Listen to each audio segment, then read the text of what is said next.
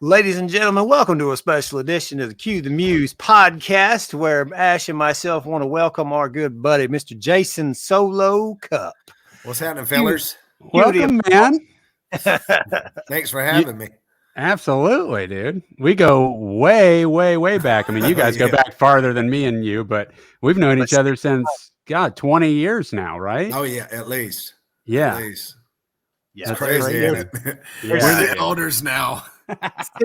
60 years of music, local music, Tallahassee experience between the three of us. Yeah, Maybe you more guys, how many bands have you been in, Jason? How many bands have you been in? How many bands have you guys been in together? Man, I was in Core forever, and then I was in Southdown in Louisiana. Company Cane with Dick, and I believe that's about it. Then I started doing solo Cupp.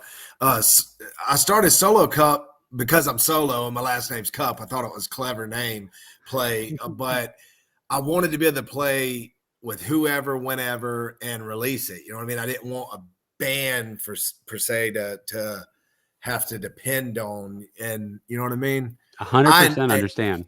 And then I got linked up with DJ BUTCH through Jeff Shields of Stereoside. He did a song, "Take Me Home," with DJ BUTCH, and I was like, totally. I'd like to dabble in that. So I kind of started writing and trying to find that little niche, you know what I mean? And then I wrote down here the music and the hook and sent it to BUTCH, and he come back, I think 2 days later, and was like, I got it done. And he came in the studio and laid it down, and we've been buds ever since. I like writing with him because I can just write whatever, and that dude will just adapt and rap on it. You know what I mean? No matter what is. That's great. And that was how many years ago that you started that relationship with him? Dude, I think the first time we linked up was 2015. So we're 9 years now. Now, is that mind-blowing, gentlemen, that 2015 was 9 years ago? Yeah, it is. It is. That doesn't even make sense.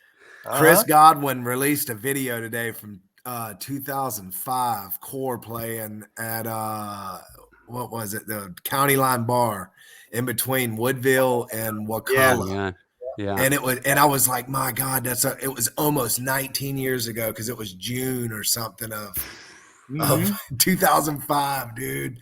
I was like, oh my God, we are the elders. We used to call that the old knife and stab bar. I was following at Will with David, and we did a couple of shows back there. I remember worst after mid-show thing ever. I hit a deer after being a good Samaritan, and a friend of mine got way too drunk, and she needed a ride home. So I gave her a ride home all the way back down the south side of Wakulla County. And then I was like, well, I'm going back to County Line because the show's still going. So I drove on my way back, hit a damn deer, smashed the front of my truck. Like, you are now entering the Cue the Muses podcast. Please reserve submission of any joy meter statistics until after the program.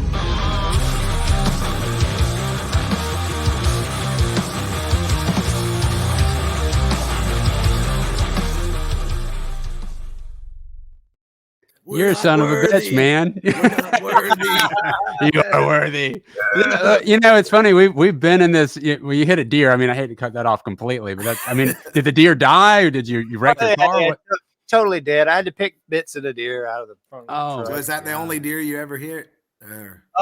Yeah, that is the only deer. And it was Ash, you ever hit a deer? Oh no. I've only hit like squirrels, birds, and I can't remember if I hit a possum, but my wife ran over a fucking alligator on the way down to the Keys. Her and her friend were. I wasn't in the car. This is like, but I believe her because my wife is very honest. Yeah, they ran over an alligator that was crossing the highway. Dude, when I lived in Louisiana, I seen alligators on the highway that had been hit. No and shit. I was like, that's insane. I never seen a deer out there. I seen alligators out there. That's a Florida thing, right? I mean, well, you said Louisiana. Louisiana, yeah. This is a southern thing, right? I guess, yeah. I've only seen it over there. That's crazy. We're the place with dinosaurs still. Yeah. Kurt Rogers over here texting me. Oh, yeah. Yeah, Kurt. Jason, you've been training with Kurt. You've been training, man. with him, right? I've came so far, dude. So I think the day before September, September the 1st was the first day I took metformin for the first time. I found out I was diabetic. And, no way. Dude, Okay. I've been fighting illness for 4 years. I don't know exactly eating unhealthy and not taking care of myself started it, but I was pretty thin. I mean, if y'all look at my pictures back then, and I just started, I would get sick and go into convulsions. So I made sure I had juices and carbs all the time. And I was talking to my doctor about it, man, but it was always something else. I had a real incompetent doctor. And it was always something else. And then COVID came and I got more sick and I just kept blowing up, dude. Whenever I finally figured it out, I went to a specialist. Somebody actually seen me, a friend of mine seen me and said, bro, you're diabetic. The way that because he was like, what's wrong with you? And I was like, my feet hurt, my legs, every joint in my body. And he said, bro, I just went through this. And he told me a doctor to go to. So I did. And they did my blood work, found out I put me on metformin. And since that day, September the 1st, I've lost 55 pounds. Holy cow. Yes. And I've been training in the gym down here in Crawfordville at Body Tech with Kurt. Kurt Rogers is a game changer for me, man. He's a beast. That's awesome. And I never worked out in my life. I don't know anything about working out other than the simple things, I don't know any kind of terms. I don't know what I should work out, how I should do it. So he's honestly, yes. And I'm still learning and I've been in there 2.5 months, maybe with him. Yeah. When I first got in there with him, I couldn't even bench 135 pounds. I'd lost so much weight that muscle also. And I do windshields for a living. So I've been doing windshields over 30 years. I'm pretty strong with my back, you know what I mean? But I didn't even have that strength at work anymore, And not this past Friday, but the Friday before, he was like, let's go for 185. I think I got up to 155 6 weeks before. Okay. Or 4 weeks before. And I got 185 easy, pushed it up. And he was like, let's go for 2. And I was like, let's do it. Yeah. And then 2 was a struggle, but I got it up and I was like, hell yeah. So I'm growing pretty fast. Dude, that's fantastic, man. Oh yeah. And I'm so excited. We got another month to go and I'm going to shoot for like 225 or something. What do you mean you have another month to go? We do every 6 weeks. We test max out. Oh, max. Okay. You're doing like PR like every 6 weeks, you're saying? Yeah, and I'm talking about this joker did flyers because he has the Black Tower flyers, the app, and he's done flyers of all the things we have to do every week, every day. Like, wow! Yeah, okay. Have you seen him, Ash? Have you seen him? I'm gonna text. He makes them. They move. He has flyers like workout regimen. Okay. And there's little illustrations of the workouts. I'm gonna text you one right now. Keep the conversation going, but I'm gonna send it to you. Yeah, that's fantastic, really cool, man. I mean, well, there's the weight loss aspect of it. There's the strength building aspect of it, and then there's got to be. I mean, what's the experience of just energy, mental clarity, enthusiasm? Are you feeling any of those attributes? When I found out. Well, I was so sick and I was so depressed, and I was like, if I ever figure this out, I'm gonna dominate it. If I can, I'm gonna destroy whatever's got my body. I honestly told my wife last year, I was like, I'm not gonna make it out of 2024. Whatever's got me's got me. So we need to prepare. And it was just me and her talking, and it scared her, but I knew that my days were numbered. And I went to my doctor. You were getting big. You were getting big. I was also very sick, and I was playing it off. We did them shows of core. They kind of knew a little bit. Bobby and Worm did, because I would tell them I'm pretty sick. I ain't feeling real good, but I just held it in. It was scary, man. But I feel really good, and I'm really determined not to ever get in that situation again. You know what I mean? I know my body a little more now. I didn't understand blood work. I've never been sick. I've never been in the hospital. Never had surgery. I just never been sick. I was lucky. So I never worked out. I was just active and healthy. And then it just got me, and I didn't know where to turn, who to talk to. I didn't understand my body. So I'm learning all that, it's a learning process. I'm only like 5 months into this right now. So, well, hey, I've been around this my entire life because my dad was a bodybuilder, and I'm still learning. I mean, and part of the learning is a forever thing because they're figuring out more things every year. I mean, half the stuff they figure out is like, oh, we're wrong about that. This is actually healthy, and this, you don't want to do that if you're doing this. So it's a constant, but it's a fun journey. And I'll tell you, the deeper you get into it, the longer you do it, the more it just becomes an absolute necessity. It's like you can't enjoy yourself unless you've done it. Oh, that's where it gets to. It will get to that point. It takes time. I would say, and I know I don't want to make this sound too intimidating, but if you can keep it consistent, I'm just being honest here. 18 months. I know that sounds like a long ass time, but if you keep it consistent, dude, if you do it religiously for 18 months, that is roughly the amount of time it takes to hardwire something in where it's a part of your routine where you feel like you have to do something. Nice. That's good info to know, man. I didn't know that. I was like, I wonder when this becomes, you know what I mean?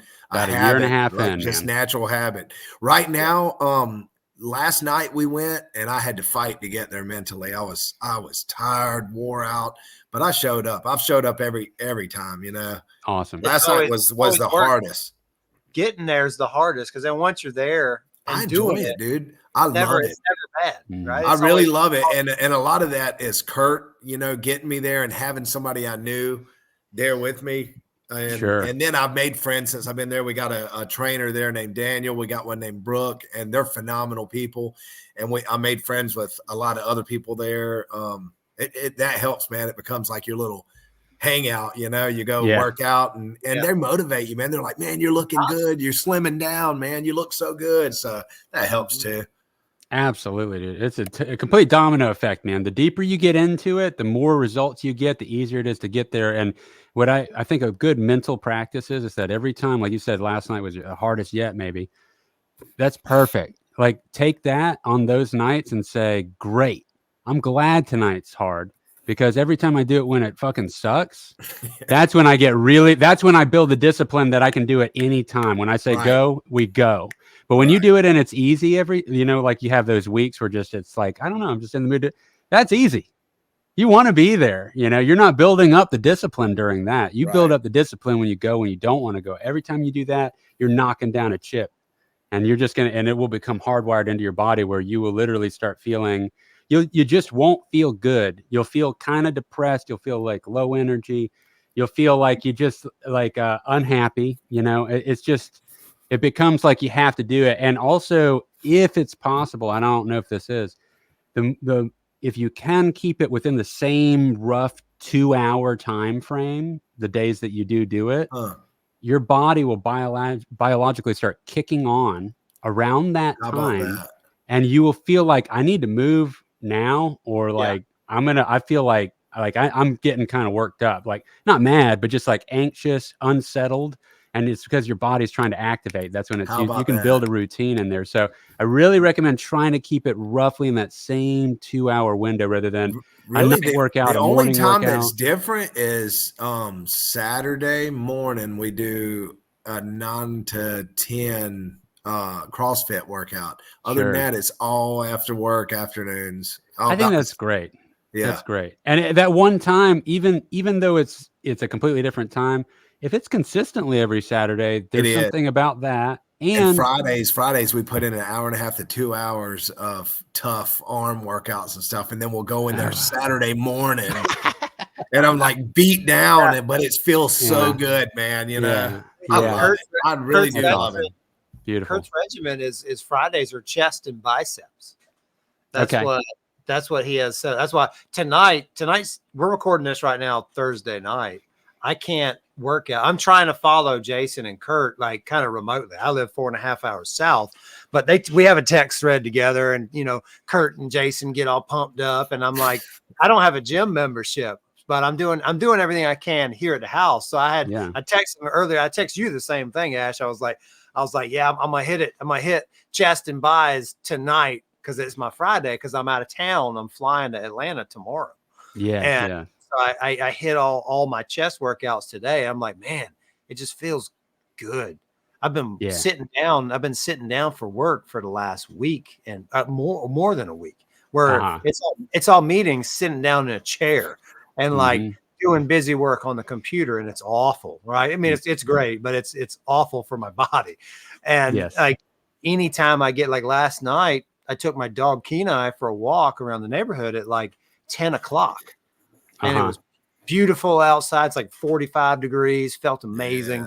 You know, walked him around. He went and chased a possum, and I got to see a possum play dead for the first time ever. Oh, wow. That's awesome. I've experienced it while killing one. Kenai went after. Kenai killed a possum in my backyard the other week, and he went after that thing last night, and he just stopped. Like I saw it laid down. He stopped, and then he just left. And I was like, that thing just got away. Your sniff sounded like a dog sniff. That was a good sniff. Yeah. I got a good Kenai impersonation. You're a dog at heart. Dude, these sounded really good. It sounded like a dog coming in from the side. Nice. Well, that's great, man. That's awesome. Yeah, like Dick, I'm with you. You know, I haven't had a gym membership since the first month of COVID. You are the gym membership. Multiple years.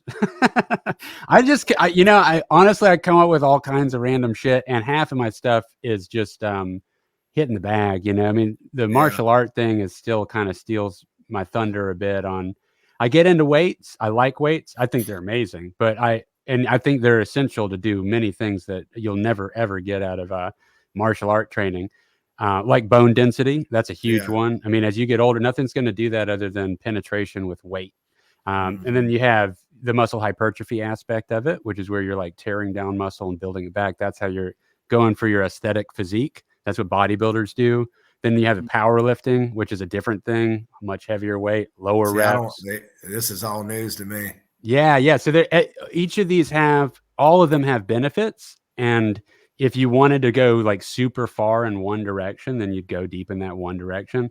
But if you're just looking for overall health, which is kind of more my camp, is like I'll do something for roughly anywhere from 4 to 6 months, and then I'll switch over to a different type of routine. I'm actually in the middle of switching over to a weird hybrid right now of a technique that was developed by Pavel Tatsulin. He's the guy that kind of brought the kettlebell to the United States. He used to train special forces in the Soviet Union stuff. And he was like, I mean, he's a pretty big deal in that world. And it's a completely weird approach where you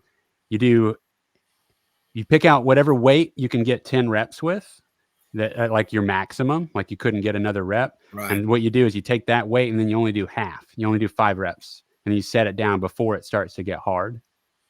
And then you wait a minimum 5 minutes in between each set. And then you come back to it, and then you do that exact thing again. And over the course of an hour or two, in my case, the longer you stretch it, the better. So I do it over the course of an office day while I'm in here in the studio for 12 hours. So I'll just go like every hour roughly, or 2 hours. I'll go in there and crank out a series of maybe 5 to 6 exercises and do half the amount of reps that I can do on it. So I don't break a sweat. I don't get a pump. And it's like, it's kind of not as fun, but what happens is you're training your nervous system to activate and treat everything as a first rep. So there's guys that are in powerlifting that try this method that plateau for years. They kind of just don't really, such marginal gains in their strength development. And this guy, they'll team up with Pavel or someone that teaches his technique, because they have a whole you can sign up for their whole thing. And literally 3 months in, they'll get new gains that they weren't able to attain for years using this technique, where it's training your nervous system how to be strong and treat everything as a first rep. So I'm kind of doing that for a little while in combination with getting back on the bag more. But what I just came out of doing was this weird thing that I invented where I decided 500 reps.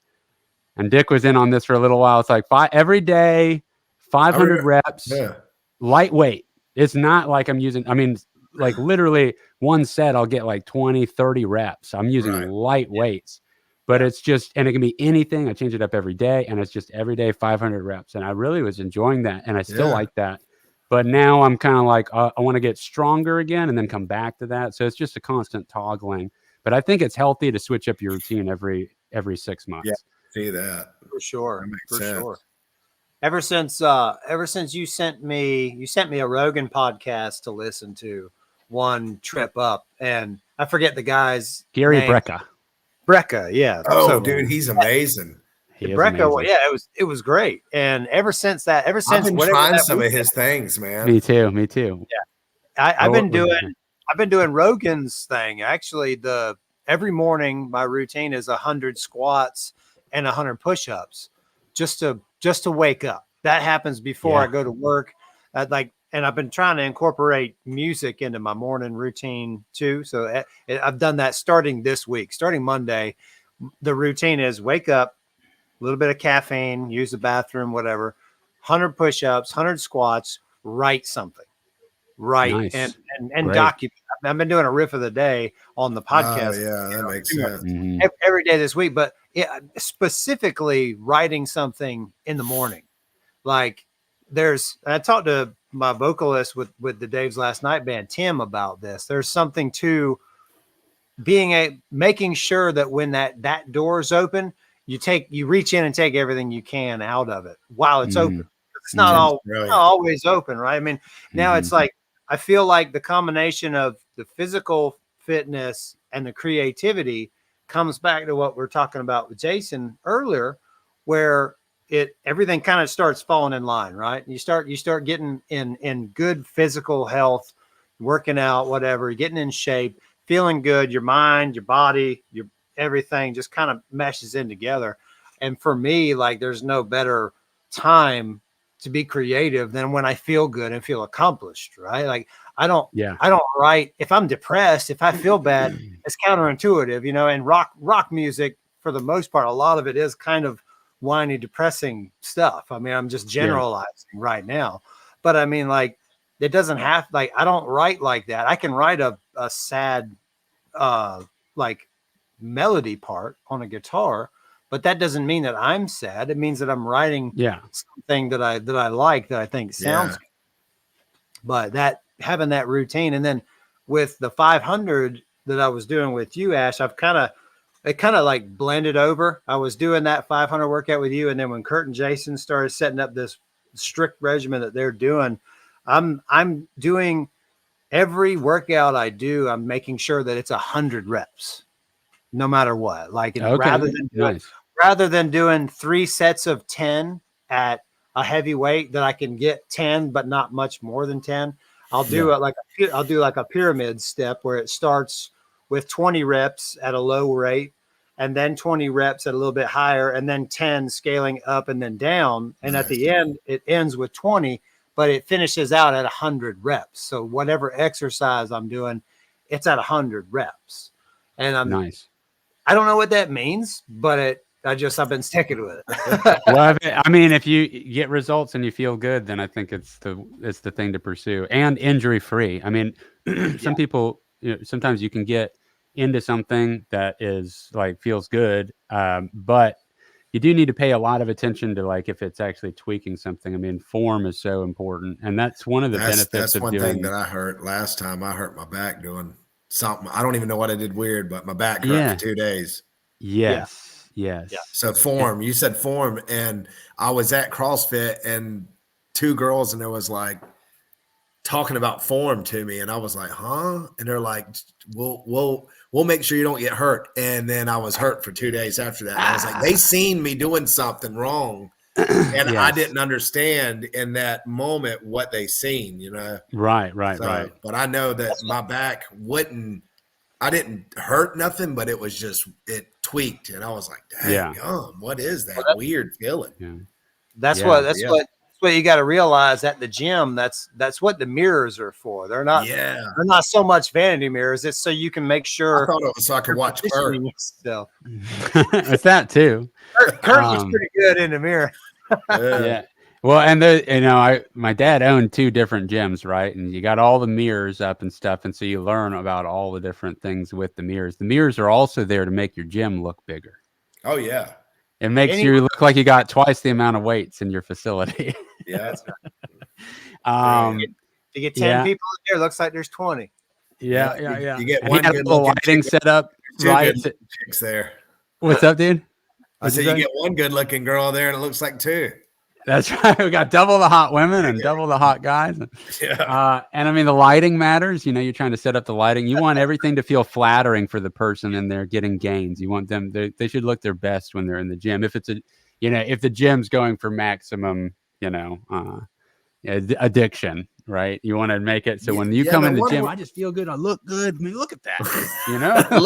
look at that. Look what you did to me. Look what you did to me. I don't look this good in my mirror at the house. Right, Oh, I look like shit, but when I come here, boy, maybe I gotta go to the gym and check something. It ain't looking good here.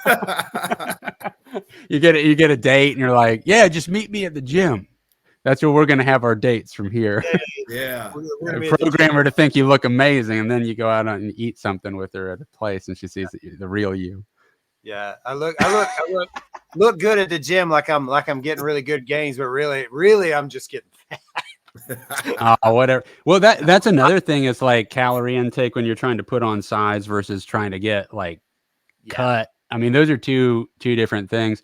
It is, however, really an interesting thing with this whole carnivore diet thing that it feels like it's this weird loophole to the whole equation. Because with the carnivore diet, I can eat, I can stay satiated, and yet I still stay lean. And I can still, if I choose to, I could put on size, or I could try to get cut. I can do either. It's all the same diet, and I can eat till I'm full every time. Do you weigh only the diet that I've amount experienced of protein you're taking in on that? No, dude, you don't have to think Just about gorge on it. You can.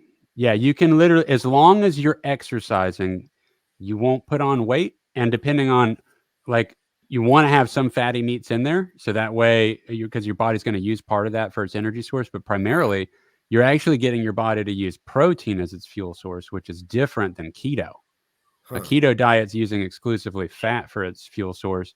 Whereas in the theory is with the carnivore diet, you're actually doing something called gluconeogenesis, and it's actually converting protein into energy, which is not really normally what happens. The traditional diet with carbs in it, carbs is your energy source. When you do keto, fat is your energy source. And then when you do carnivore, in theory, there's tests happening right now that I'm really excited to monitor. There's going to be some amazing results coming out in the next 6 months. But protein is the fuel source. And so it's a totally different thing altogether. So, and it's crazy because you're not eating vegetables. And I was already not eating carbs. I pull out vegetables. All right. Wow. That's the only thing I changed. And then I could see my top 2 abs again within 12 days. Wow. And all I changed was pulling out vegetables. That's and what crazy. that means is my body, I've been on this long, I won't tie up the whole podcast with this, but the bottom line is I was having a reaction to vegetables. There was a swelling happening in my stomach. Yeah. And it wasn't like fat. It was just like I was internally, I felt full, but I was hungry. I felt uncomfortable, and I was having a reaction to various vegetables. And I discovered this 4 years ago. So I've done the carnivore diet on and off for the last 4 years. Yeah. And I've been back on it again since July. And immediately, I mean, within the first 12 days, I could see my 2 abs again at the top. Wow. If you want more than that, you do have to put in the effort of monitoring your calories. If you want more than your top 2 abs, guys, you do have to start calorie counting. But I'm okay with just the top 2 and feeling full. That sounds good to me. Dude, I'd be happy to see the top 1.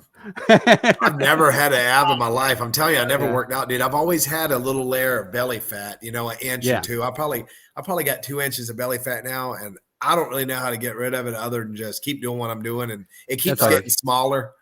Yeah, it'll never go away without diet change. Yeah. I will say my diet's changed, dude. I get up in the morning. I don't really have nothing. Lunch, I have salad with grilled chicken, and it have some strawberries and stuff in it. Just real. What are you doing for dressing? A vinaigrette. Beautiful. Yeah. Be careful. So, still monitor which vinaigrettes, because some of them can have excessive calories in them. Yeah, I watched this one. It is actually a raspberry vinaigrette, and it's beautiful. It's pretty low. It's pretty fucking awesome. It's delicious, and it's a small amount.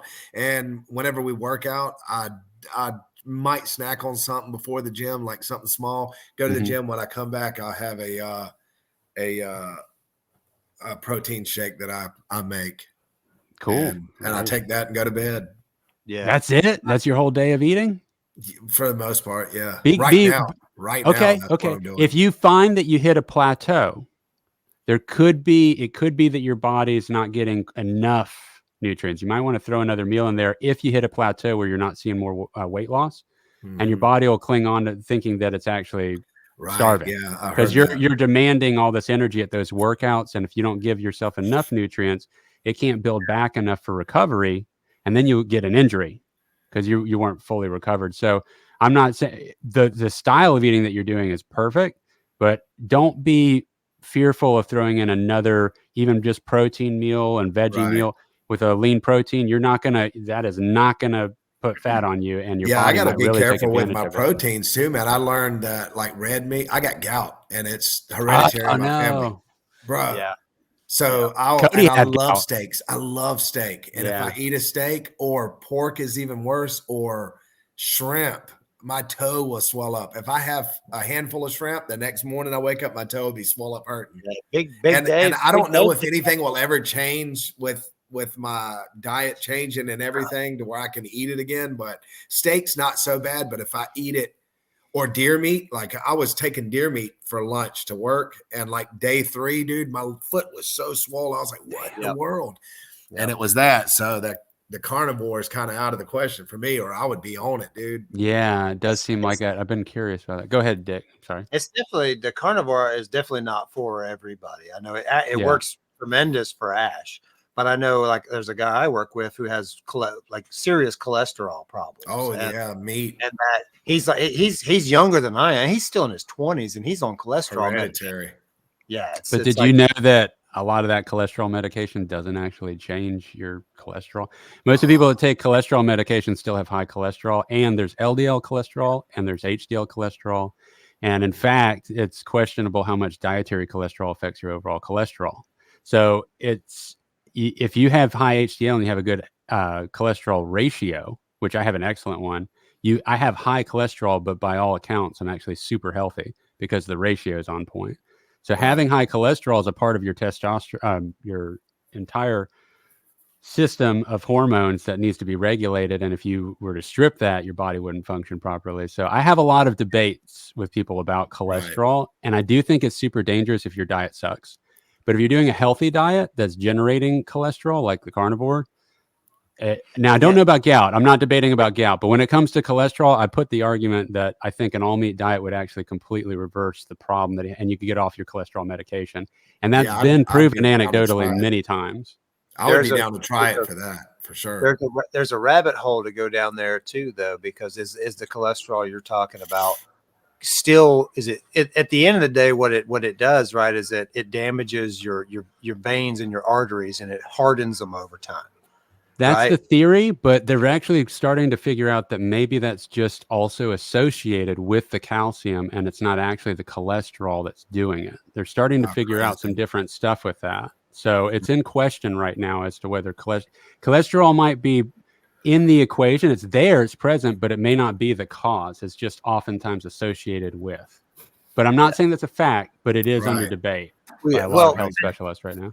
And what that proves too is you have to be careful, because the amount of research you have to do and the amount of peer review research you have to do across the board and understanding your own body. Like Jason, you're talking about wanting to get abs, right? You know, like you're getting healthy, and you're getting to the point now where you're like, all right, I'm going to start really, your body's really about to start changing.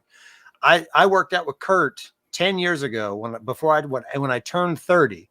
I started doing the same thing you're doing. I was 200 pounds, bad weight, and had never had abs. I had worked and been kind of fit when I was younger, but when I started working out with Kurt, I did the same kind of routine you're doing, at least 3 to 4 days a week, CrossFit on Saturdays. I quit drinking beer throughout the week. I would only have a couple beers on a Saturday. I had my rules for myself were no brown food, meaning no fried food whatsoever, no white bread, only no like sandwich bread, like wraps or whatever. I cut a little bit of carbs out. No sauce that's white in color. So if I had salad dressing, it didn't. And a lot of times when I did salad, rather than I found that I liked salsa in my salad. That's what I would do. Instead of doing salad dressing, I got red salsa, like a hot salsa, and it was fucking delicious. I started I could see that. Sriracha on stuff. I do grilled chicken wraps with pineapple and sriracha and jalapenos. And every workout, no matter what workout I did, I always would end it with a 20 minutes on the elliptical machine and sweat it out.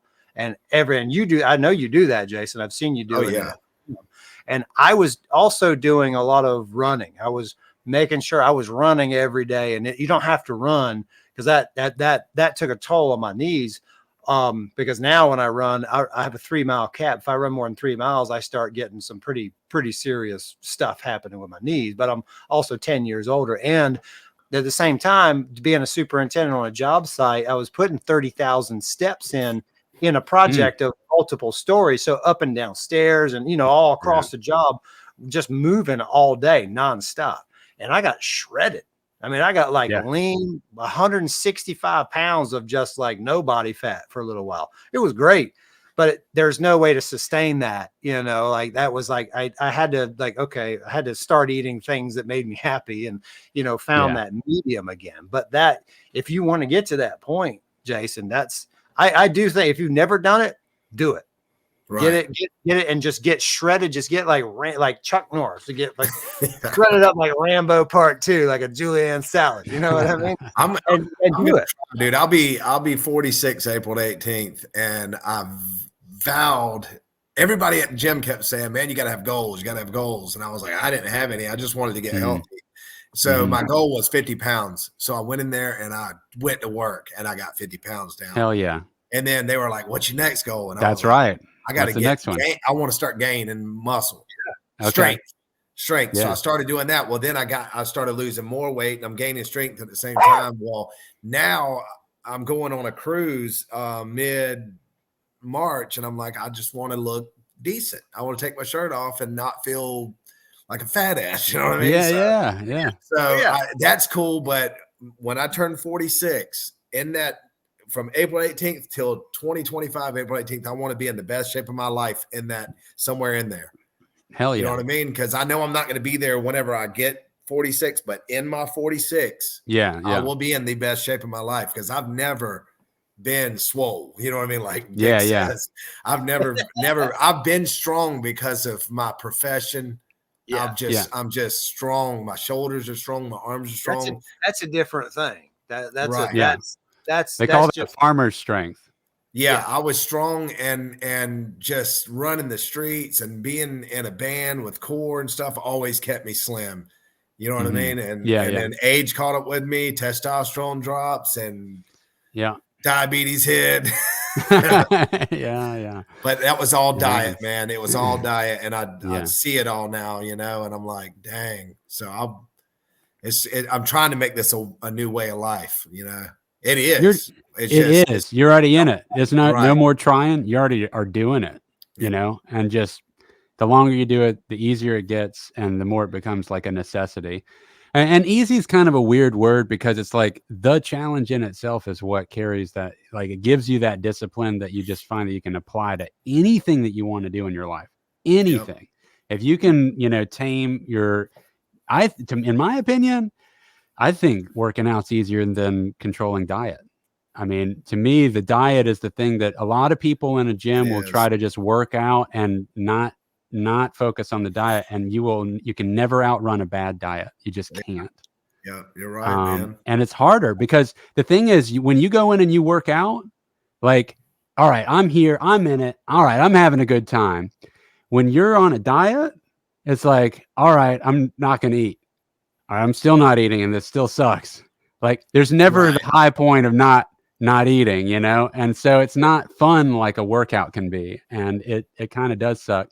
A good one a recent one that I got into this last 6 months, by the way, a great snack that's super low calorie is bone broth. They have, you can I got some dry packs of it. That Gary guy was talking about that, dude. Yeah, totally. And then at Costco, they have a new one there. I think it's excellent. And I'll send you a picture of it I don't know if you have a Costco, but you can get whatever. Oh, yeah, I am. Oh, dude, I love Costco. You did make soup last week. Bone broth? Yeah. Oh, yeah. You could do it as soup. But, dude, to just throw it in a cup, 50 calories, you're going to get some protein in it. Drink it. It'll tide you over for a while. It's nice. It's warm. It's great during the winter right now. It warms up your throat and everything instead of a coffee. I have a caffeine addiction going on over here in my studio. So I drink a bone broth. That Gary Brock. Is it Gary Brock? Brecka. Brecka, that's it. Gary Brecka. So I follow him or a lot of his stuff on TikTok. Okay. And I see a lot of it, like morning time, get up, breathe, and all that. And I've tried some of that stuff. You do the cold shower. Yeah, dude, I started doing cold baths and I got out of it. But I want to get back to it, dude, where you set in it for like 5-6 minutes. There's a time. There's like you can't go past a certain time. You're on point. It's a good thing to do, but here's my opinion on it. Because I did the Wim Hof method, which is a different approach on how to. That's the Iceman. He's the guy that can like raise his body temperature, even though he's in head to toe ice. He's set all these world records and shit. Yeah, no. So I did his program for like 3 months at one point. It's all about breath work and cold shit. And the first thing that he has you do after the breath work, which is a different conversation we won't get into right now, but it's like just do a cold shower for 30 seconds. Like you can have it hot at first if you want, but then put it on cold for 30 seconds. Now, here's the thing about the shower. If you go, you can do the shower like that. You don't have to prep a bathtub. You don't have to fill the water. You don't have to wait for it. You don't have to get in for 5 minutes. Dude, just, I hear so many people say the results aren't as good as like, yeah, but if you can't even get your ass in a shower for 30 seconds. Yeah, you ain't getting in the ice water. You're not going to build an ice bath every morning that you wake up before you go to work. Give me a break. But you can just crank that water on. You don't even have to wait for it to get hot. So I've been doing that. And dude, it's great. You wake, you're so wake up, dude. Your blood's pumping. You're awake. You're vibrant. You got all the different chemistry happening in your body, so you're ready to go. I haven't even had my coffee yet. Now I'll have my coffee, and I'm blitzed. And dude, just do it because I mean, just crank it on. Just even as a and then turn it off. That's exactly what it's gonna be. I mean, I fucking every day I do it in front of when I have to watch my kid on certain days in the morning. I'll do it in front of him as a comedy routine because it's hilarious. You know, I'll just freeze my. I'm like,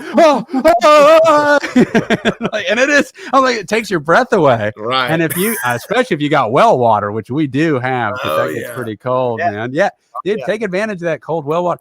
But I can't tell you that is liberating. And then I'll go outside. I'm with you. I do a stand outside. I have a bunch of different breath techniques. Grounding, barefoot for at least a few minutes. I'll do my meditation that way. That's standing, cool. Realign my back. You know, that's a whole routine. I've been doing it every day for the last 3 months. Where your hands go back and you're. He does like you lock your feet in and do the I do some of that sometimes, but I forget, man. There's so many different things in my life in the last few months. It's like I got to figure out which ones are going to fit where. You know, I got a 7-year-old daughter, a wife. Like, dude, I get it completely. I think that's why I'm like, you know, tub is cool, 5-6 minutes. But before you know it, 20 minutes has gone by building that damn bathtub and trying to get it cold enough. But you can turn a cold shower on, take off your clothes, hit that shower for 30 seconds, put your clothes back on, all in under like 4 minutes. Damn. And you are blitzed and you did it. The hardest part of your day is over. In the morning. I'm doing it. Dude, do that shit. I'm telling you, just do it 5 days in a row and you'll be hooked. It's so good, man. Yeah. And it's cold tomorrow too. It's going to be a bitch because I think it's going to 35 tonight. Up there where you guys are at in Wakulla, it's like Wakulla Springs. You know, you go to Wakulla Springs. And you jump in the water. What Wakulla Springs is a consistent. You know how good your body feels after you get out of spring water? Like deep down into your bones. I've always said that, dude. I love it. Yeah, it's perfect. It's perfect. But people would do that, but they'll say, "Oh, I ain't taking a cold shower." Right, exactly. You like Wakulla? You like going to 68 degrees, but I ain't gonna get 68 degrees at my house. Like, I know, man. It's funny. And then on the other end of the spectrum, people act like the cold shower there's no benefit to it. I'm telling you, just the wake up call, the blood pumping through your body. It's going to get it up here, man. That's right. You know, if you can just say, when I say go, we go, that's what you tell yourself. And you get in that fucking water. I'll do it, dude. I ain't scared. When you go to the gym, it's like, man, I'll walk straight into a flame. You know, you just get charged up, you know, and I won't really do that. I'll be there. I'm getting in this fire. I'm getting in here. Oh man, we spent 45 minutes just talking about working out. Let's talk about some music for a second. Oh yeah. What are you guys doing? Now that everybody quit watching. Maybe people are way into it. I don't know. So me and Dick recently did a song, man. It's actually different and really cool. I like it, man. He's like got this crazy guitar vibe going on, and me and Butch got on it and did our thing. And I didn't really know where to categorize it. I was like, I don't know what this is. And I let my buddy Robert Dunlap, that plays like country guitar and stuff, Southern rock, and he listened to it, said, this has a Gorillaz vibe. And I was like, that's it.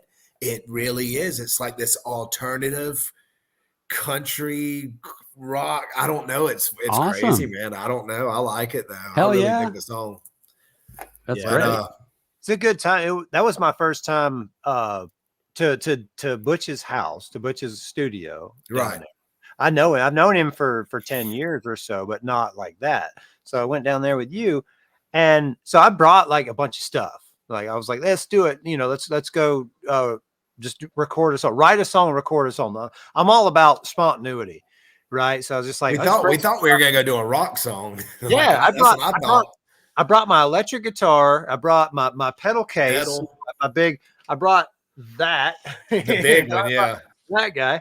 I brought it all in there and set it down, and I didn't even open it up. But when I got it in there, like I kind of just met, Corey's is his real name, and was talking to him and Jason and going through and just kind of feeling the room. And, that energy wasn't there. And I was just trying to pick up like my first time there, and I am who I am. It was like, well, he had a guitar on the wall, has a I think it's a Taylor. So it's a nice it's a Taylor. So I just kind of picked that up and sat on the floor and started playing the first thing. Yeah, the first thing that came out, the first thing. And Jason and him were kind of going back and forth. And I just said, okay, here's where I'm at. I just never been in here before. I just picked this guitar off the wall. This is the first thing that my hands did. Okay. That belongs to the room. That belongs to, like, right now, this riff is this room. This is just what's here. Let's start with that. And that's the first time I ever heard or thought of it that way. You know what I mean? He did that, and I was like, oh, let's go with it. I like this. Yeah. I didn't know what it was going to be either. And it turned out really cool, man. Fantastic. And it didn't go, obviously. We talked about it. You talked about it. You told me about this on our AI episode. Yeah, I think Jason, you have it up on YouTube now, don't you? Oh, it's up. Man, I've been out of the loop, guys. I'm sorry. Butch put it up as a single. You're gonna have 3 minutes and 2 weeks to listen to it. It's under DJ BUTCH and Solo Cupp. It's called Spinning Like a Record. It's about old times. We put like the record player sound in the scratch in there. We just vibe, man. I sat there and made a beat to it, and it was cool, man. I really enjoy it. But Butch wrote all the words. He sat back there while I was writing the beat on top of his stuff, and he was recording. And then he handed me the paperwork or some paper, and I started going through it and kind of put it together. I was spinning like a record, round and round. The future of this flow comes from the underground. Vintage vibe with an old soul. Classic style never gets old. That's the words that he had down. And I was like, dude, that's a cool hook, Yeah. And we dropped it, and he really did it. He really did a good job on his lyrics to capture the feel and everything. That's awesome. I like how universal he is with his lyrics. Yeah. I feel like an idiot because I didn't realize the song was out, and I would have listened to it before this conversation. Man, you're a busy man. I really haven't been on social media much. Right. If it's not handed to you right in your face, you're probably not going to see it right now. Not right now. This has been a firestorm of amazing opportunities this last 6 weeks with my work stuff, and so I just haven't been. I've posted a few things, but that's literally it. I haven't watched or interacted, and I've tried to keep. I know. I keep waiting to see you like one of my comments or something, and then you don't, and I'm like, well, Ash must be busy. Are you mentioning me? I'm sorry. Ash is so busy. I guess he'll get to it one day. Ash is like another 6 weeks of insanity. Yeah. Well, you're like a once a week on Facebook, bro. I haven't got on the core page in forever, and whenever I do, I normally just post something and I don't look. Well, today, last night I posted. I made a graphic, a core with a show in the background, and I posted it up just to keep something happening on the page. And as I posted it, I noticed there was like 100,000 notifications, and I'm like, what in the F is that? I'll get to it tomorrow. And then I forgot about it. So today comes and I was like, oh, I need to open that and see what it's about. Bro, I'll go on there. And there's literally almost 100,000 notifications. And I click on it and there's a meme that I posted of Hulk Hogan and he's like sweating and it says when it's 130 degrees and you're in the portal and somebody knocks on it and it says, I'm in here, brother. Bro, it went viral. That thing is man. It's like and you had no idea. I had no idea. And that was from like last June, bro. Oh, wow. But yeah, it had 37,000 shares and like holy shit. Thousands and tens of thousands of comments. And most of them were soldiers overseas, bro. So they're in the barracks. And they're like, yeah, that's what it feels like taking a flap and in Iraq and this and that. It's really cool, dude. So I was that's awesome. It was weird that it went viral and I never knew, That summer. Is that's mind blowing. It's got to be such a head trip. Yeah. Some of your most successful work. And I'm going to bed. I just posted that and like seeing all the notifications. Like I'll check out that tomorrow. What's that about? That's cool. That's great. Man. That's so cool. Awesome. The one time it goes viral and I don't even know. Right. Oh man. Yeah, the whole viral thing is such a weird one now, and it's always changing how the algorithm picks up what, and it's a constant dance of this and that. Can you see that? That's what I see core. I can't see the number. It's blown out. Well, no, that's what I posted is that core thing, and then I got the notification, and so I rolled down this morning. I'm gonna see if I can find it again. Here it is. I'll see if you can at least see the guy there. I see Hulk. I'm in here, brother. I remember you posted that 36. You remember, dude? Look at the bottom. Okay. You see all the comments? Yeah, 96.9. 96.9. Yeah, that's awesome. Dude, the shares is crazy too. That is wild. That's awesome. Yeah, I don't know. I can see the shares if I go in at a different through core, I guess. Yeah, that's crazy, man. I wouldn't expect it. I was like, what in the world is that? I've got a proposal that I'm starting up as a little side thing. So the other week, my son and I tracked a very inappropriate sludge metal song from a sludge metal band that we both like called Acid Bath. Right? I love them. Oh, it's so good. Louisiana swamp rock. Worm turned me on to them a long time ago. Man, they got me into heavy music. Them Metallica and Tool were my introduction. When my son started getting into Acid Bath, I was like, here's the thing with Acid Bath. Okay, they're like the forbidden fruit of metal. I said, if you meet anybody who really likes Acid Bath who isn't a musician, don't be friends with that person. Yeah, it'd be a mistake. Yeah, mistake. But so we did that song and we recorded it and I threw it up online and it's not doing anything successful or anything. Like 12 people saw it and I think 8 of them didn't like it. But I'm going to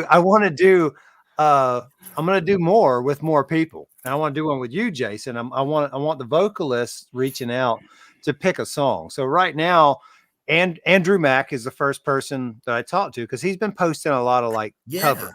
Yeah, Andrew's been doing a lot of covers and he's really good. He's bass player for Tragic, but he's a great vocalist. And I told Andrew, I'll do a cold song since that's his favorite band. I'll go ahead and steal that from him. Yeah, do it because you know what? He got back to me today. He wants to do Shinedown. Oh, dude, he's shooting for the sky. No way I would do that. That's a big vocal right there. I'll do Crossfade or something. Challenge me. Send it to me because I got to learn it. So I hit prison, man. The good song, man. 5 minutes alone, bud. Dude, I'll do it. I'll do 5 minutes alone. It won't be as good as Dimebag, but it don't matter. It don't matter. I hit Brett up to do one too, and he was like, "What era? What style?" I was like, "Whatever you want," and he was like, "Let me think on it." He's gonna be the one that comes back with something. I'm gonna be like, "Oh God." Okay. Like, okay, I gotta be a real musician for a little while. We can take the theme song from Dukes of Hazzard, just good old boys, and make it heavy, man. Never meaning no harm. I still at one point in time when I was playing with Jason, when I was in core and we were kind of writing and doing stuff. At one time, I came up with a way to play that damn Leonard Skinner "Sweet Home Alabama" riff. Yes. But it was metalcore. It was it was fucking ripping. Remember that? I got it recorded somewhere. I think that might be the one. Yeah, because I could do Southern Rock Boys and metal mixed with it. That'd be cool. I was on to something where it sounded still like Leonard Skinner, but it was just ripping guitar. I remember that, dude. Like if Kill Switch was doing Leonard Skinner, you know. We should do that. I think you guys have selected the right combo for your guys' chemistry. Yeah, you guys should totally do that. And I think Ash, I want to get you to do one too. I've hered Ash sing. I've heard Ash record. Was he in the shower? Taking a cold shower? No, Ash. Maybe I'm throwing him under the bus on this, but I've heard Ash has a thing that he's done that he hasn't put out there that I know of. That he wrote and tracked vocals on it, and if you would have told me it was like a demo of A Perfect Circle, I would have believed you. Wow. What? What are you talking about? If you'd have told me like this is like a B-side off of an APC album they just did on the fly, it's good. Like I never thought you had that opinion of it. I mean, that's cool, man. I need to hear thanks for the compliment. Jesus. I'm definitely not much of a singer. I feel like, it's like I can kind of get something to work if I can do a ton of takes at it, but the consistency that I have is like not there kind of thing. And my range is limited. I can kind of get a certain sound to happen if I get a lot of runs at it. I mean, I'm the same way, man, in the studio. You know what I mean? I know I was never the great singer, you know, like Jeff Shields is freaking amazing, man. Like he can sing anything. Big voice. Right. Amazing. And I knew at core, I just had to get up there and present myself different. You know what I mean? Cocky, like, and I knew that. So, but I've came a long ways too. I am a better vocalist. I'm also a better person. You know what I mean? So yeah. And I think that that's important. And you know, I love a lot of singers that sing real big, but one of my top two favorite bands, Tool is my favorite band. My second favorite band all time, though, is the fucking Red Hot Chili Peppers. And Anthony Kiedis is not like an amazing vocalist, but what he does with his voice so good, blows me away. I mean, he's my other favorite band, you know? So it's like he just mastered how to create his he's like, I can't sing all that, but I can do this, you know? The radio wore me out on them. You know what I mean? I was just like, I could care less if I ever hear him again. And then a year goes by of tuning the radio off, and you're like, you hear it, you're like, oh, they're so good, you know. Dude. But it's not the radio songs, it's all the other ones, you know. The album, they had a 5-album run that, to me, they're all on my favorite albums of all time, along with Tool's portfolio. Now the Chili Peppers haven't put out something for a while that's blown me away, but there's a 5-album run from Bloodsex Sugar Magic all the way through Stadium Arcadium. Every album through there, and they changed guitarists through there. Dave Navarro hopped in there for an album. I like all that shit. Like all of it to me is like, if you delve into those albums, there's just so much genius in there, and it's so versatile. Right. I mean, it's to the point, like they're so good. And Anthony Kiedis is almost the only common thread to an extent on certain songs, on certain albums, where you know that it's the Chili Peppers, because it's so diverse and different across the span of their sound. They just are music lovers out too. And I was listening to it. I didn't know it was them. It came on the radio, and I was like, it might be them, but it didn't sound like him. And I don't know if I've heard it. I thought it was like, I can't remember what it is, but I've heard it a few times now. I know it's them because they were like, that's a new Red Hot Chili Pepper. And I wasn't sure if it was, but it sounds like somebody that sounds like him, but it also sounds like a pirate. It was weird. I don't know, man. I haven't. Their last 2 albums that I've heard, like I've liked a couple of songs off the whole album. Right. Like it's just not, the magic's a little bit, but I'll still go see them live in a heartbeat. They're amazing. And what is that, Dick? It says Alone is the name of the song, but it says Deluxe and the Red Hot Chili Peppers. DIL. Maybe that's why. It's a combo. It's a team up. Yeah. It sounded like 2 different that's why it makes sense. That does make sense. Like a piano intro. This is how we play. Yeah, wait, we're not going to be able to play this episode if you play too much of that. They'll mute it. With a piano and a guy making kind of noises. That's fine. Okay. Now, so we're right at the hour. Let's do, Jason. What are your top 5 groups that you're listening to right now? Right now, dude, I'm stuck. I'm old. You know what I mean? I can't get into really new stuff. I love Kill Switch. Same. Somebody asked me a while back, hey man, Seven Dust had a new album coming out or something or something, and I was like, I didn't even know their last 2 albums. And I'm a huge Seven Dust fan. I just quit kind of following. I just quit following. I'm with you. That new album is called Truth Killer, I think. It's phenomenal. Oh, is it? The new Seven Dust album? I don't even think I've heard it, dude. That's what I'm working on tomorrow. 2 tracks on it. Top 2 tracks on Truth Killer are Holy Water and Messenger. No, you're right. I have heard those 2. You're right. Messenger is one of those classic Seven Dust songs that it puts you in a trance and you go somewhere else for 4 minutes. So good. But what else you got? Top 5. That was the first. That was 1, right? Yeah, man. I've kind of been on a Pantera kick again too since they went back on tour with Zakk Wylde. I've been listening to a lot of them. I really want to go see them live. I always wanted to see Tool, and I finally got to see Tool. I think you were there at Rockville. You were there. Yeah. Okay, yeah. Dude, it was phenomenal. It's so good, man. Blown away. So good. But I would like to see Pantera too. It don't even matter. It's golly, I couldn't even imagine.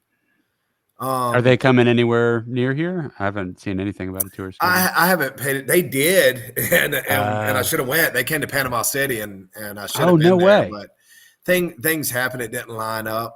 What's crazy is away from rock, one of my favorite singers of all time is Lionel Richie.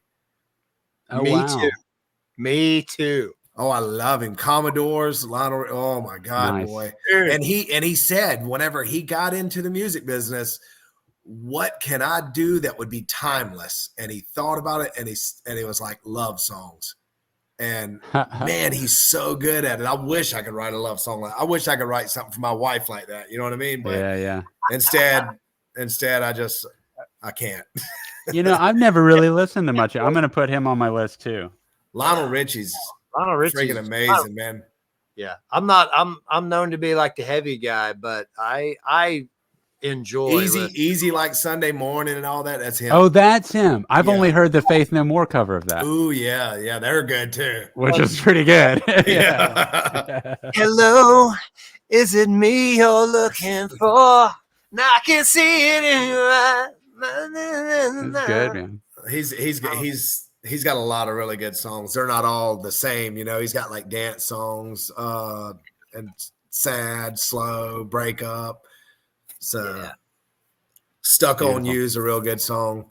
Other than that, man, I listen to a lot of rap too. I like classic rap, which is crazy. Tallahassee just had a new station.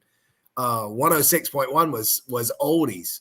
And I listen to that a lot because I like old rock and roll and old Motown and stuff. Well, when New Year's came after Christmas, they played Christmas music all through Christmas. And when New Year's came, they were classic. They're like Gulf 104 for rap. So I'm not even kidding, dude. It's crazy. Rap is 50 years old now. That's mind blowing. It is, dude. And And now I'm listening to him like, this is good, dude. This is high school rap. You know what I mean? Yeah. They'll do Bone Thugs and Harmony and stuff like that. So I'm kind of, I change it daily, man. I'm riding around all day doing windshields, and I'll pull up and be listening to rap. I'll pull up and listening to metal or country, you know. So. Yeah, that's great.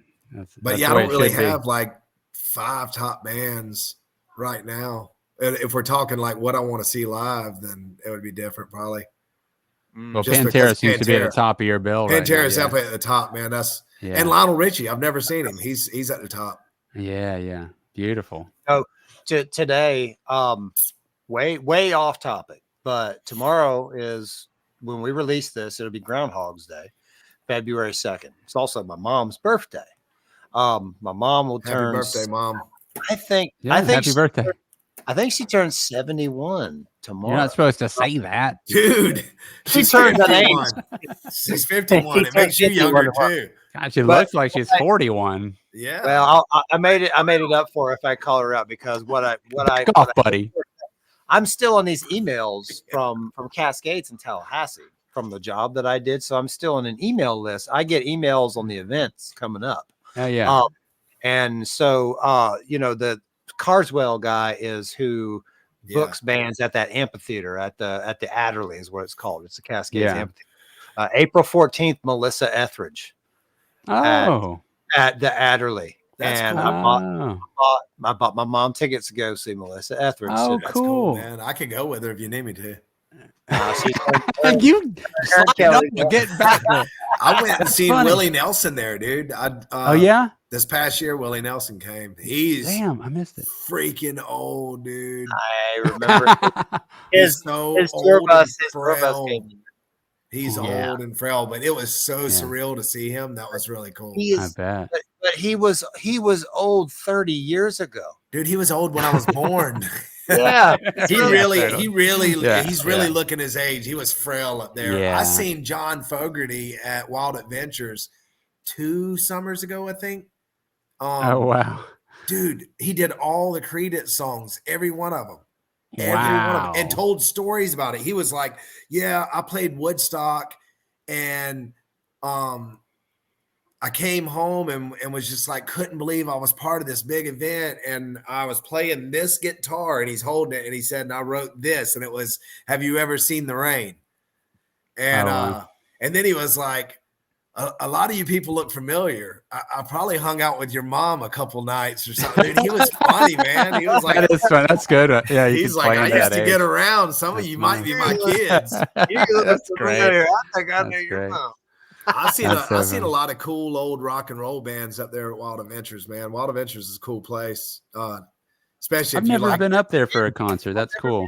They got the water park for the summertime. You go to the water park with your family and have a good time, and then hit the concert. But my brother has property that's like 10 minutes from there. It's a camp where my camper is.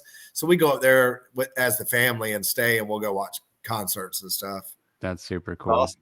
That's super cool. Yeah, I'm gonna at the Adderley, since you mentioned it. Same month, 2 weeks after Melissa Etheridge, I didn't even realize she was playing. I got tickets for me and Tristan and Amy to go see. I'm not that familiar with this band. I've listened to like 2 of their albums like a couple of times each, but it's the Flaming Lips is playing at that. Oh wow! I didn't so I'm know gonna they were go coming. catch. That's cool. Yeah, they're on the 26th, so we're gonna go catch them, and I think it'll be kind of fun. They're different, just a weird. Oh, yeah. They'll go a bunch of different places, and it's kind of like I like that. So it should be a fun concert. We got some good seats for it. But, that's cool, man. That's really killer. So there's to share my out of my element concert that I'm going to. A coworker of mine named Henry, his wife Kristen has a brother who's in a band who's on tour, like successfully on tour played Warped Tour, played Lollapalooza. The band's called the 502s. And the 502s, you look them up, they got a cool like music video. It's like fun, surfy. Like it doesn't sound like the Beach Boys, but when I watch the video, I feel like I'm watching a Beach Boys video. It's like a guy singing in front of like a cool old car, with the shades on. This sounds super familiar. I think I know something about this band. It is a really hip, like pop indie rock. Indie rock is what it is. but it's like a really popular indie rock song right now, the 502s, and they're coming to the House of Blues here in Orlando in April, and I'm definitely going because I'm going to go with Henry, and you know, Henry and his wife Kristen, her brother's like in the song. If you watch the video, her brother is the member in the bass playing like what looks like a clarinet, and he does like a solo. Oh, that's awesome! It's rad. It's like rad clarinet solo, and he's like ripping his Will Ferrell in it. Oh, it's so cool. But I'm gonna go. I'm gonna go see them. It's gonna be a good time. Hey, this guy that works at a body shop here in town, he paints cars. He started talking to me a couple years ago, and he was like, "You're in a band?" And I was like, "Yeah." And he was like, "I don't really listen to music, but like, what kind of music do you do?" And I was telling him, and he was like, "So my cousin's married to a drummer that's in a pretty big band." And I was like, "Who is it?" And he said, "Korn." And I said, "No way." Korn. And he said, "Yeah, Ray Zugger or whatever his name is." And I was like, "Bro," so he pulls up pictures of him and the drummer for Korn. And I was like, "Oh my God. I got to meet this guy." So he said he'll be in town in Havana, Florida in 2 months. And this is a couple of years ago. And I was like, "Call me." So yeah. He never called me. Oh. And that Monday I showed up at his work and I was like, "What's up, bro?" And he was like, "Bro, you'll never believe it. Like, he was here. We was going to go to my house. I was going to call you. And their grandma had a heart attack. And they had to take her to the hospital." And he was like, "There's no way I could call you then." You know what I mean? Yeah. Since then, she's passed away. But he called me one time and was like, "Can you tell me the story about seeing Bigfoot?" And me and my old buddy Chuck seen Bigfoot, and we was on Finding Bigfoot telling the story. So I told his 5-year-old kid at the time over the phone the story. Yeah. And he called his cousin and was like, "Your husband or my friend did this for my son, and he's a huge fan of your husband's band. You think you could do something cool for him?" And Ray sends me a drumstick. During COVID, they had the Nowhere World Tour, and he scratched through where it says the No World Tour 2020, and he signed the drumstick and sent it to me, bro. And I got it. Oh wow. Yep. That's awesome, man. Because just coincidence. Dude said he had never heard their band. I don't know who they are, but Dude, that's my I've got a signed drum head from Danny Carey to me. wow. You bring that drumstick over here.